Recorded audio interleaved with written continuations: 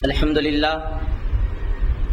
لله رب العالمين والصلاة والسلام على سيد الأنبياء والمرسلين وعلى آله الطيبين الطاهرين وأصحابه الأكرمين أجمعين. فأعوذ بالله من الشيطان الرجيم. بسم الله الرحمن الرحيم. قل لا أسألكم عليه أجرا إلا المودة في القربى. صدق الله مولانا العظيم وصدق رسوله النبي الأمين الكريم. وقال الله تبارك وتعالى في شان حبيبه الكريم: إن الله وملائكته يصلون على النبي يا أيها الذين آمنوا صلوا عليه وسلموا تسليما.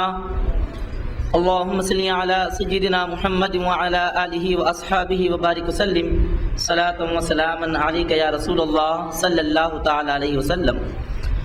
اللہ تبارک و تعالیٰ کا بے انتہا فضل و کرم ہے کہ اس نے ہمیں حضور سید عالم نور مجسم راحت آدم و بنی آدم گلشن ہستی کی اولین فصل بہار بوستان نبوت کے آخری تاجدار مدنی سرکار حضرت سیدنا محمد مصطفیٰ احمد مجتبیٰ صلی اللہ علیہ وسلم کی امت بابرکت میں پیدا فرمایا. ہم اور آپ مجلس غوثیہ میں جمع ہیں اور حضور محبوب سبحانی سید شاہ افضل بیابان علیہ رضوان کی بارگاہ کی غلامی کا شرف لیے نسبت حضور سیدی مرشدی و مولائی حضور سیدنا فاروق پیا رحمۃ اللہ علیہ کے توسل سے مانگتے ہیں کہ مولا ہماری دعاؤں کو عبادتوں کو اپنے حبیب پاک علیہ السلام کے صدقہ و طفیل شرف قبولیت عطا فرمائے. محترم حاضرین و سامعین کرام، نظام العمل کے تحت چونکہ حضور مجاہد ملت کا خطاب بھی سماعت کرنا اور سیدی مرشدی کے نام پر آج لنگر بھی جاری ہونے والا، اسی مناسبت سے تفصیل میں گئے بغیر چند گزارشات رکھتا ہوا بات کو تمام کروں. ماہ محرم الحرام کی مناسبت سے حضور سیدنا امام حسین رضی اللہ تعالیٰ عنہ کی عظمت و رفعت بھی اور محفل کی مناسبت سے حضور سیدی فاروق پیا رحمۃ اللہ علیہ کی تذکرہ کرتے ہوئے یہاں سے رخصت ہو جاؤں. سیدنا امام علی مقام امام حسین رضی اللہ تعالیٰ عنہ کی شان و عظمت ابھی آپ نے مجھ سے پیش خطیب مولانا قاری محمد مجتبیٰ خان بیابانی رفاعی القادری صاحب سے تفصیلی طور پر سماعت فرمایا. اتنا عرض کر دوں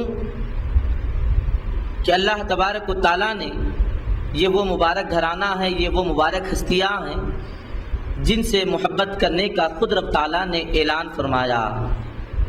ارشاد فرمایا: قل لا اسألکم علیہ اجرا الا المودۃ فی القربى.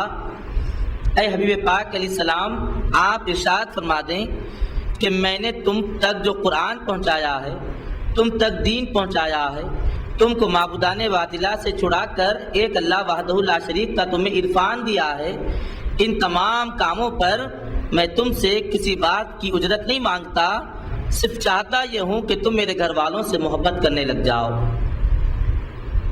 اہل بیت کرام سے محبت کرنے کا حکم فرمایا گیا. اور حاضرین کرام، فی القربہ اس کے ضمن میں مفسرین کرام نے ارشاد فرمایا کہ اہل قرابت سے مراد نسبت مصطفیٰ رکھنے والی ہر وہ ذات جو قیامت تک حسنی یا حسینی سعادت ہونے کا شرف رکھتی ہو.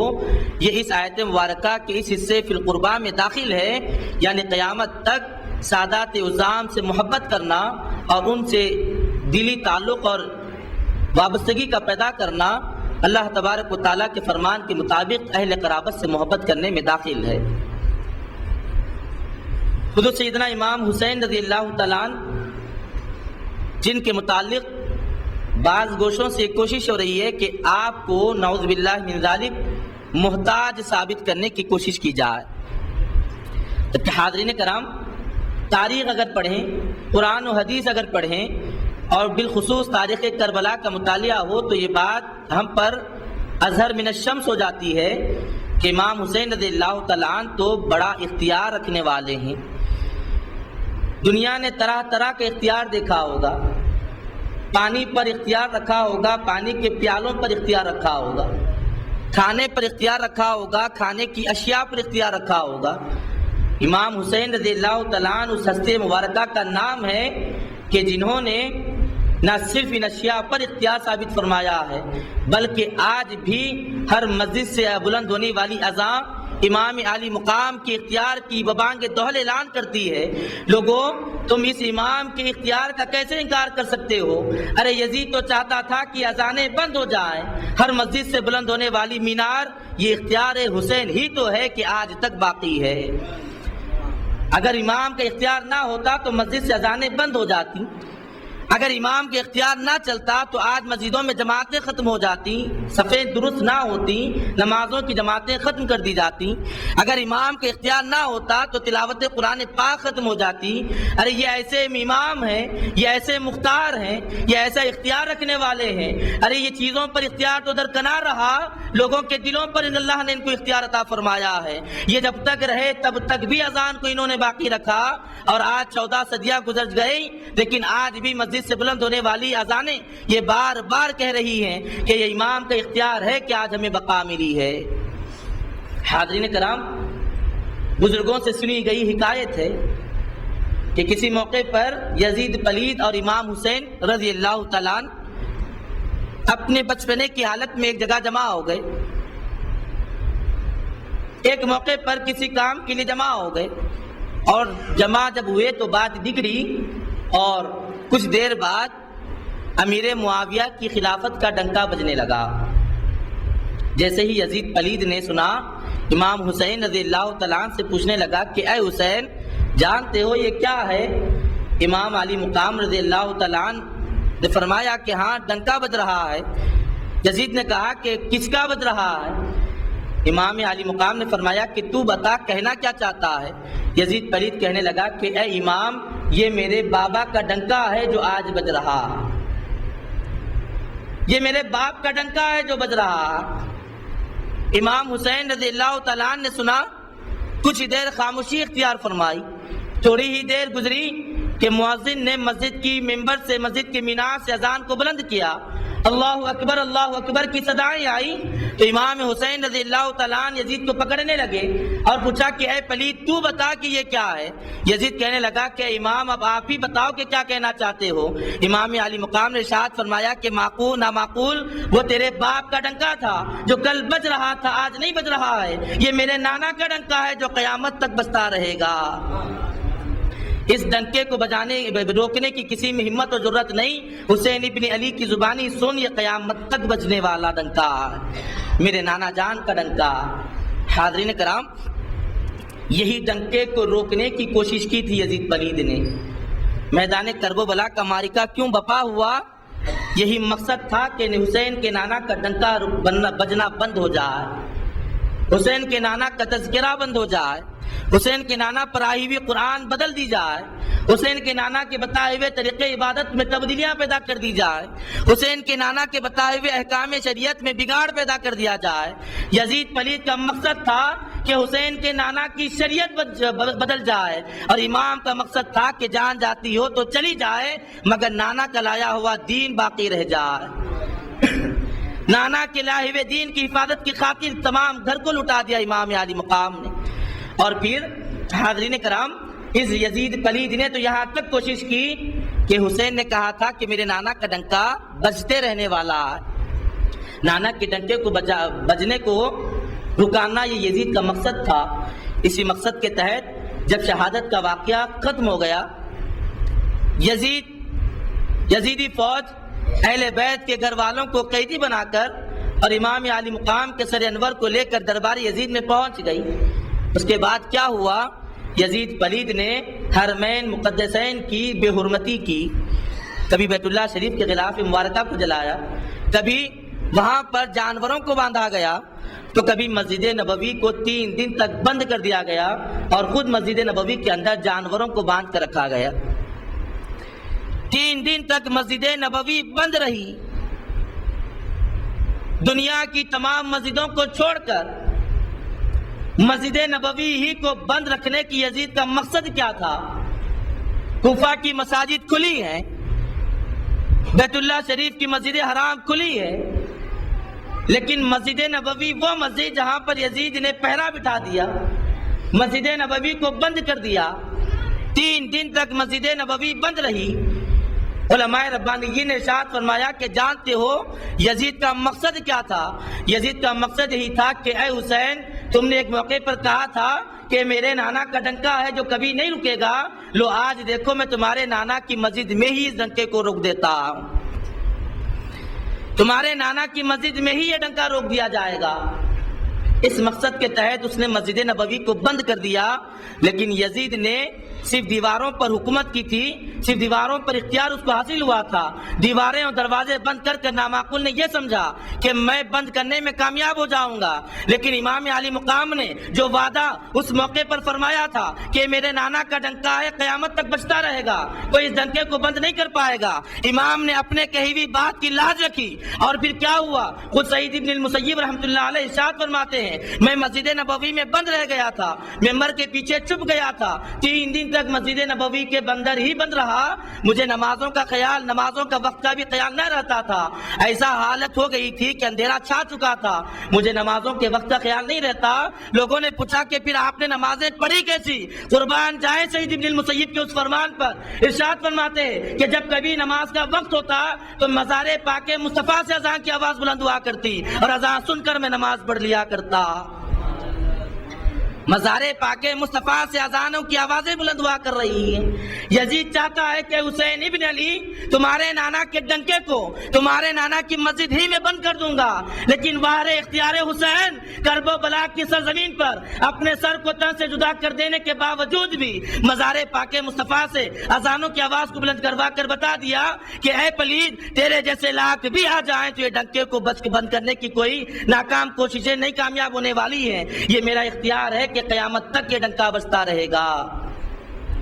حاضرین کرام، علماء ربانیین نے ارشاد فرمایا کہ مزار پاک مصطفیٰ سے اذان کی آواز آئی، یہ اذان دی کس نے ہے؟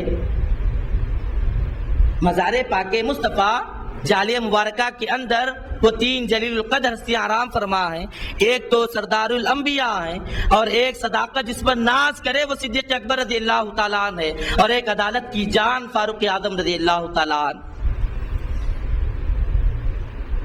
مزار پاک مصطفیٰ سے اذان کی آواز آ رہی ہے، یہ اذان دی کس نے ہے؟ یہ اذان کی آواز کو بلند کس نے کیا؟ علماء ربانیین نے ارشاد فرمایا کہ اگر یہ کہا جائے کہ رسول پاک نے اذان کہی ہے تو پھر مقام مصطفیٰ سن لو، مصطفیٰ تو ہر بلندی ہر کمال کی امامت کے لائق ہے، یہ تو امام الانبیاء ہیں۔ مصطفیٰ جان رحمت کا منصب امامت کرنا ہے، امامت فرمانا ہے، اذان دینا، لوگوں کو نماز اور عبادت کی طرف بلانا، یہ تو رسول پاک علیہ السلام کے غلاموں کا حصہ رہا۔ رسول پاک کا منصب امامت کے لائق، پھر اذان دی کس نے ہے؟ علماء ربانیین نے ارشاد فرمایا کہ مزار پاک مصطفیٰ سے اذان کی آواز بلند ہوئی، اور اذان دی کس نے ہے اگر سمجھنا چاہتے ہو خود مصطفیٰ کی زبانی سنو۔ رسول پاک علیہ السلام نے خود اعلان فرمایا ہے الحسین منی وانا من الحسین، لوگوں حسین مجھ سے ہے اور میں حسین سے ہوں۔ لوگوں نے مطلب نہیں سمجھا، مزار پاک مصطفیٰ سے اذان کی آواز کو بلند کر کر امام علی مقام نے بتا دیا کہ دنیا والوں، میرے نانا کے کہنے کا مقصد یہ ہے کہ میرے دین کی حفاظت حسین سے ہونے والی ہے اور میری مزار سے حسین کی آواز بلند ہونے والی ہے۔ الحسین منی وانا من الحسین، حسین مجھ سے ہے اور میں حسین سے ہوں۔ ارے حسین مجھ سے آنے والے ہیں دنیا میں، اور قیامت تک میرا دین حسین سے باقی رہنے والا ہے، میری اذان میرے حسین سے جاری رہنے والی ہے، میں اذان دینے والا ہوں اور اذان بچانے والا حسین ہے۔ ارے حسین کرب و بلا کی سرزمین پر اگر اپنے آخری قطرے خون کو بہا دیا تو کیا ہوا؟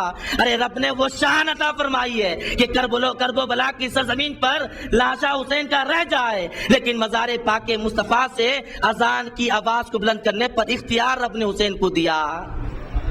الحسین منی وانا من الحسین، حسین مجھ سے ہے اور میں حسین سے ہوں۔ امام علی مقام نے صحیح معنی میں حدیث پاک کی شرح بیان فرما دی ہے۔ لوگوں سمجھنا چاہتے ہو کہ مصطفیٰ نے کیا بتایا ہے، تو سنو وہ یہ کہ میں مصطفیٰ سے ہوں اور مصطفیٰ کا دین مجھ سے ہے۔ میں مصطفیٰ سے ہوں، مصطفیٰ کے دین کی اذانیں مجھ سے ہیں۔ میں مصطفیٰ سے ہوں، مصطفیٰ کے دین کا قرآن مجھ سے ہے۔ میں مصطفیٰ سے ہوں، مصطفیٰ کے دین کے احکام مجھ سے ہیں۔ الحسین منی وانا من الحسین۔ امام علی مقام نے مزار پاک کے مصطفیٰ سے اذان کی آواز کو بلند کر کر بتا دیا کہ اے یزید، یہ دعویٰ بغیر بنیاد بغیر دلیل کے نہیں ہوا ہے، تو جتنی کوششیں کرتا ہے کرتا جا، یہ اذانوں کی آوازیں تو بلند ہوتی جائیں گی، اس لیے کہ تیرا اختیار محدود ہے، رب نے حسین کو لامحدود اختیار عطا فرمایا ہے۔ اور حاضرین کرام، جیسا کہ کہا گیا کہ الولد سر لابیہ، حدیث پاک کے مصطفیٰ میں بتایا گیا کہ بیٹا باپ کا رازدار ہوتا ہے، باپ کا عکس ہوتا ہے، باپ کا مظہر ہوتا ہے۔ الولد سر لابیہ، کہ بیٹا اپنے باپ کا ہو بہو عکس ہوا کرتا ہے۔ بیٹے کو دیکھو تو باپ کی پہچان سمجھ میں آتی ہے۔ اور وحری شان و عظمت حضور سیدی مرشدی و مولائی حضور فاروق پیار رحمۃ اللہ علیہ کی اپنی پوری زندگی امام علی مقام اور رسول مختار صلی اللہ علیہ وسلم کی زندگی کا نمونہ بن کر گزار دی، اور دنیا کو بتا دیا کہ ہاں الحسین منی وانا من الحسین کی تفسیر اور شرح امام علی مقام نے پیش فرمائی ہے۔ اور الولد سر لابیہ کی شرح دیکھنا ہو تو میری زندگی کا مطالعہ کر لو۔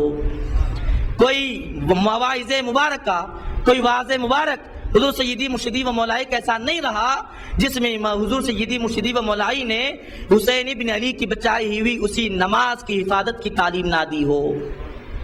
کوئی باز ایسا نہ رہا، کوئی کلام کی نشست ایسی نہ رہی جس میں وہی نماز، وہی حسین ابن علی کی حفاظت کردہ نماز، وہی حسین ابن علی کی بچائی ہوئی اذان کی حفاظت کی تعلیم نہ دی ہو۔ ہر آن یہی تڑپ آپ کے جلسہ مواعظ مبارکہ میں ملا کرتی، بلکہ ایک موقع تو یہ بھی آیا کہ خود حضور سیدی مرشدی و مولائی نے یہاں تک اعلان فرما دیا ہے کہ کوئی میرے دامن میں آباد ہوتا ہو اور اگر وہ نماز نہ پڑھے تو وہ اچھے طرح سے سن لے کہ کل روز حشر میں اس کو نہیں پہچانوں گا۔ حضور سیدی مرشدی و مولائی کے تعلیمات صرف کانوں سے سن کر وقت کے لحاظ سے بلا دینے کے لائق نہیں ہے، بلکہ اس لائق ہیں کہ ان لفظوں میں چھپی ہوئی راز و حکمتوں کو پہچانا جائے۔ ایک طرف تو حضور سیدی مرشدی و مولائی نے اپنی خود ایک شان بیان فرما دی، لوگوں میرے دامن میں آباد ہوتے ہو اور روز حشر اگر میرے دامن ہی میں آباد رہنا چاہتے ہو، میرے سائے میں، میرے جھنڈے کے سائے میں اور میرے دامن ہی میں تم آگے بڑھ کر سرخرو ہو کر جنت میں پہنچنا چاہتے ہو، تو پھر نمازوں کی تعلیم، نمازوں پر سختی سے عمل پیرا ہو جاؤ۔ خوشخبری سن لو کہ کل روز حشر میں تمہیں پہچان لوں گا۔ واضح مبارکہ آپ کی نماز کی تعلیم، نماز کی حفاظت کی تعلیم پر ہوا کرتی، اور حضور سیدی مرشدی و مولائی نے گویا الولد سر لابیہ کی تعلیم دے دی کہ کل میرے والد نے، کل میرے جد نے نماز بچانے کے لیے کربلا کے میدان پر جام شہادت کو نوش کیا ہے، آج رہتی دنیا تک ہم لوگوں کو نماز کی طرف بلایا کریں گے۔ اور حاضرین کرام، جہاں تک حضور سیدی مرشدی و مولائی کی تعلیمات کی بات ہے، آپ کی سیرت مبارکہ کی بات ہے، انشاءاللہ العزیز پھر کسی موقع پر تفصیلی عرض کرنے کی سعادت حاصل کر لی جائے گی، لیکن اختصاراً حصول برکت کے لیے، کیونکہ خود حضور حضرت خواجہ حسن بصری علیہ رحمہ سے پوچھا گیا کہ پیروں کے تذکرہ کرنے میں کیا فائدہ ہوتا ہے، حضور خواجہ حسن بصری علیہ رحمہ نے ارشاد فرمایا کہ مریدوں کا اپنے شیخوں کا ذکر کرنے کا فائدہ یہ ہوتا ہے کہ بزرگوں کا ذکر لشکر خداوندی کے لشکروں میں کا ایک لشکر ہوا کرتا ہے، جب مریدین اپنے شیخوں کو یاد کرتے ہیں تو ان لشکروں کے ذریعے سے ان کی مدد کر دی جاتی ہے۔ حضور سیدی مرشدی و مولائی کی سیرت مبارکہ کو اٹھا کر دیکھیں، کیسی پاکیزہ زندگی آپ نے گزاری، گویا یہ زندگی ہر غلام حضور سیدی مرشدی و مولائی کو گزارنا ہے۔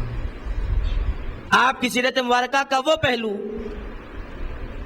جو آپ کے زمانے تو دور کی بات، ایک طویل عرصے تک ایسی جھلکیاں دیکھنے سے زمانہ محروم رہا، حضور سیدی مرشدی و مولائی کا طریقہ کار رہا کہ کبھی آپ نے جب کبھی کسی کو پکارنا ہو اور کسی کا نام اگر محمد ہو تو کبھی ایسی حالت میں وہ نام اپنے زبان پاک سے ادا نہیں فرمایا، کہ آپ بے وضو ہوں اور زبان سے وہ نام نکل جائے۔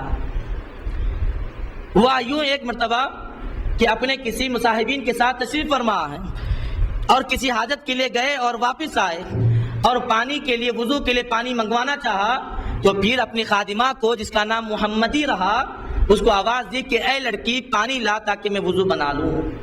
مصاحبین نے، ساتھ بیٹھنے والوں نے پوچھا کہ حضرت آپ اتنے جلیل القدر منصب پر فائز ہیں اور آپ کی تعلیمات ہم دیکھتے آئے ہیں بچپنے سے کہ آپ اعلیٰ اخلاق کا نمونہ پیش کرتے آئے ہیں، اور آج ایک اپنی خادمہ کو اے لڑکی کہہ کر مخاطب کیا ہے۔ اگر اس کا نام لے کر یا بیٹی کہہ کر یا ایسا کچھ لفظ سے مخاطب کرتے، اس کے نام سے مخاطب کرتے تو زیادہ خوش ہو جاتی۔ حضور سیدی مرشدی و مولائی نے ارشاد فرمایا کہ تھوڑا صبر کرو، ابھی بیان کرتا ہوں۔ پانی جب لا لیا گیا، آپ نے وضو فرمایا، اس کے بعد اپنے مصاحبین کے درمیان تشریف فرما ہوتے ہیں اور ارشاد فرماتے ہیں کہ لوگوں میں کیسا اس کا نام لیتا جبکہ میں بے وضو تھا، اس کا نام محمدی ہے، میں بغیر وضو کے کیسے نام مصطفیٰ زبان سے ادا کرتا۔ یہ مجھے گوارا نہ ہوا کہ مصطفیٰ کا نام مقدس میں بغیر وضو کے زبان سے ادا کر لوں۔ اب چونکہ میں وضو کر چکا ہوں لہذا اب اس کو پکارتا ہوں کہ اس کا نام محمدی ہے۔ حاضرین کرام، کیا تعلیمات نہیں حضور سیدی مرشدی و مولائی کی، بلکہ خود ارشاد فرمایا کرتے لوگوں ہمیشہ باوضو رہا کرو، اور ارشاد فرماتے لوگوں تمہیں باوضو کروانے کا مقصد یہ ہے کہ بعضوں کا مقصد یہ ہوتا ہے کہ بلاؤں سے محفوظ رہ جائیں، بعضوں کا مقصد یہ ہوتا ہے کہ مصیبتوں سے محفوظ رہ جائیں، لیکن ہم اس لیے وضو نہیں کرواتے کہ بلاؤں سے بچائیں۔ ارے بلاؤں میں کیا مجال ہے کہ تم پر آ پائیں، تم باوضو اس لیے رہا کرو نہ معلوم کب ایسا موقع آ جائے کہ مصطفیٰ کا نام لینے کا موقع مل جائے۔ ہمیشہ باوضو اس لیے رہو تاکہ جب کبھی موقع ملے تو مصطفیٰ جان رحمت کا نام باوضو حالت میں زبان سے نکلنے کا موقع ملے۔ یہ سیرت مبارکہ رہی حضور سیدی مرشدی و مولائی کی، یہ طریقہ کار رہا حضور سیدی مرشدی و مولائی کا، یہ تعلیمات نہیں حضور سیدی مرشدی و مولائی کی کہ ہر آن ہر لمحہ اپنے متعلقہ، اپنے متوسلین، اپنے مریدین، اپنے معتقدین اور ہر اپنے سے وابستہ ہونے والے کو اپنے اکابر بزرگوں کی اور شریعت مطہرہ اور اہل بیت اطہار رضوان اللہ علیہ مجمعین کی تعلیمات کی جانب بلایا کرتے ہیں۔ بس اتنا ہی عرض کرتا ہوں، آخر میں دعا گو ہوں مولا تعالیٰ جو کچھ کہا گیا سنا گیا کہنے سننے سے زیادہ عمل کرنے کی توفیق عطا فرما، رسول پاک صلی اللہ علیہ وسلم کی سچی محبت دل میں پیدا فرما، تمام اصحاب کرام اہل بیت اطہار بالخصوص حضور امام علی مقام امام حسین رضی اللہ تعالیٰ عنہ کے فیضان سے ہم سب کو مالا مال فرما، اولیاء کرام کے فیضان سے مالا مال فرما، بالخصوص حضور سیدی مرشدی و مولائی حضرت سید شاہ غلام سرور بیابانی رحمۃ اللہ علیہ، المعروف فاروق پیار رحمۃ اللہ علیہ کے فیضان عظیمہ سے مالا مال فرما، بحرمت سید الانبیاء والمرسلین برحمتک یا ارحم الراحمین والحمد للہ رب العالمین۔